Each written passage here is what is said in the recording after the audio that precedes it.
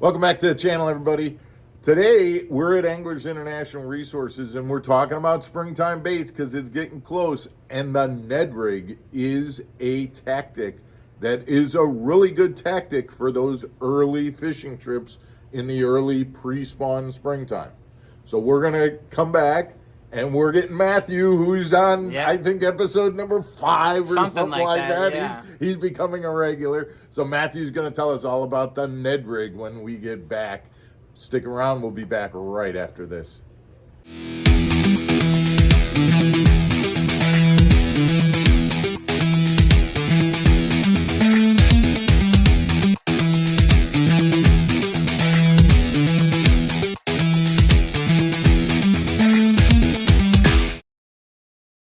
Welcome back to MFO, everybody. I'm Mark Fisher. I'm Matthew Quallage. Matthew is back, and we are talking about the Ned Rig. And the Ned Rig is a very good, just like it is in December as a beginning winter bait. Like, oh man, I still got a couple of days. Yeah. You know, I remember we did episodes where it was like, hey, what bait am I going to be throwing in the cold winter months when I can still get out on the water? Well, the Ned Rig was one of my baits to throw in that situation. We're coming back out of winter, and it's still a good bait to throw. But tell us a little bit about the baits that you choose, why, and also where do you throw them? Yeah, it's still a really effective bait. I feel like it's kind of overlooked sometimes just because it's like so small and people prefer throwing like just more power fishing techniques.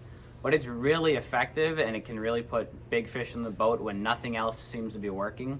Matthew, before you tell us about that, I just want to remind everybody, guys, if you haven't already, please hit the subscribe button, send us your comments, thumbs up, that kind of stuff. That really supports the channel. And also, all of these products that Matthew's about to talk about are available at fishinggurus.com and Anglers International Resources. If you're local, stop into the store. Make sure you tell them, hey, I heard about this on Mark Fisher Outdoors. I got a discount code, Mark Fisher Outdoors 10, and they'll give you 10% off. If you're ordering through fishinggurus.com, just hit that discount code, MFO10, and you'll get a 10% discount.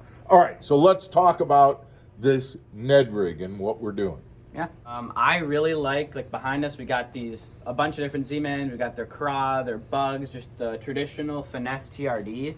I mean, I feel like as far as Ned Rigs go, that's the first thing people Everybody think of. knows about the TRD. Yes. All right, and it's a great Ned Rig bait because of that elastic durability. Yeah.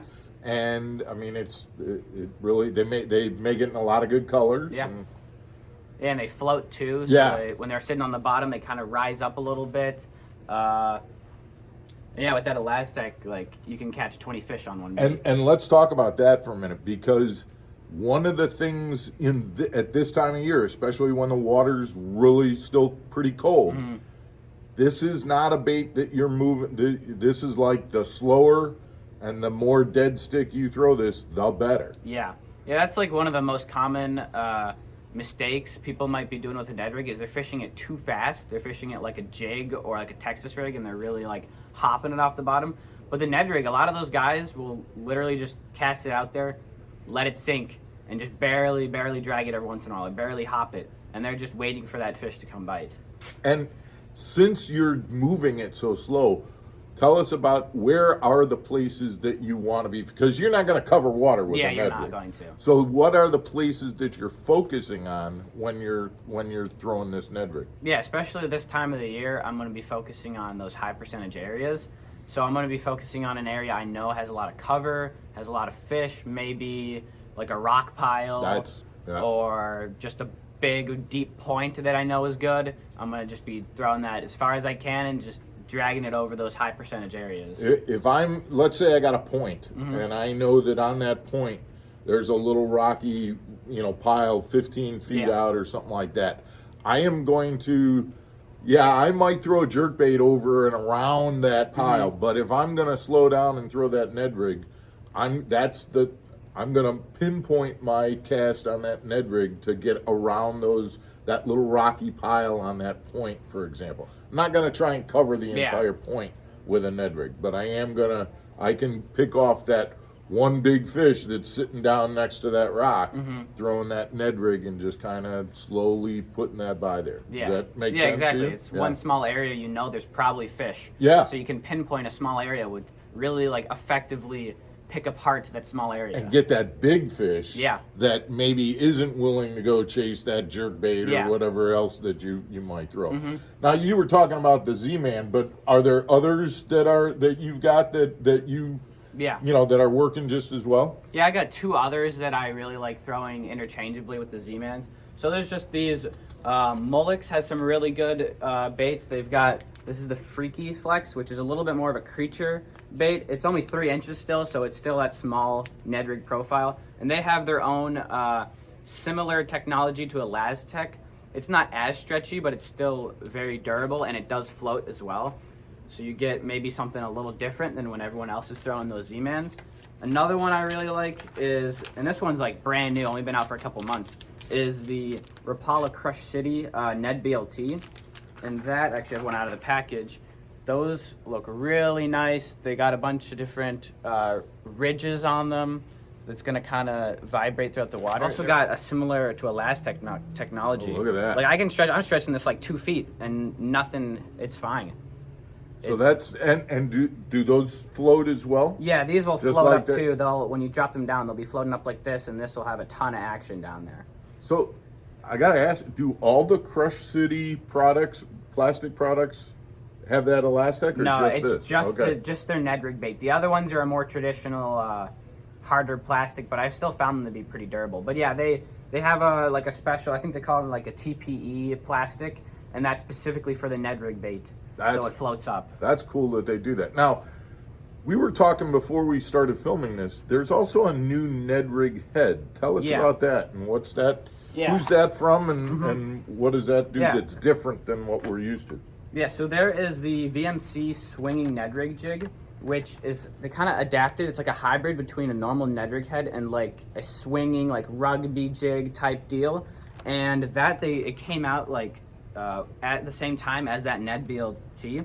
And it's it's a little like little secret because no one's really throwing this. And what it does is when your Ned Rig's out there and it's just sitting there, it allows it to have more range of motion. So you're sitting it there on the rocks, and now it can move. It can pivot completely like a wider angle than it normally would.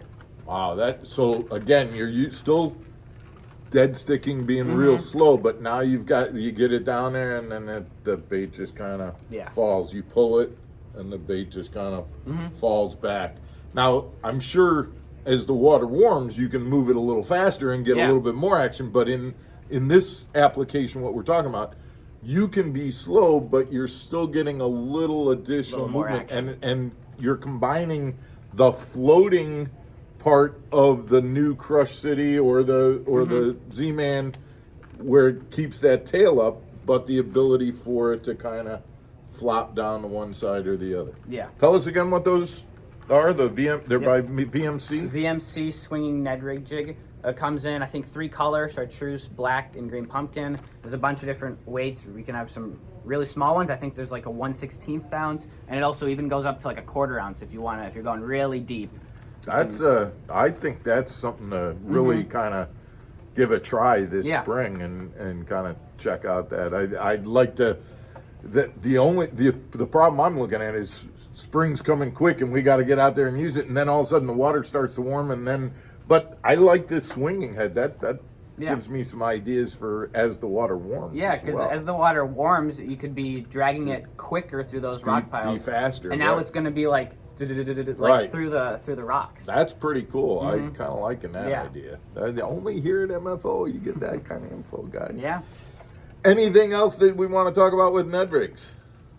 The other thing I would say with Ned Rigs is you always kind of, how you're downsizing your presentation. A lot of guys might be forgetting to downsize other things, and I would say you should probably be downsizing your line.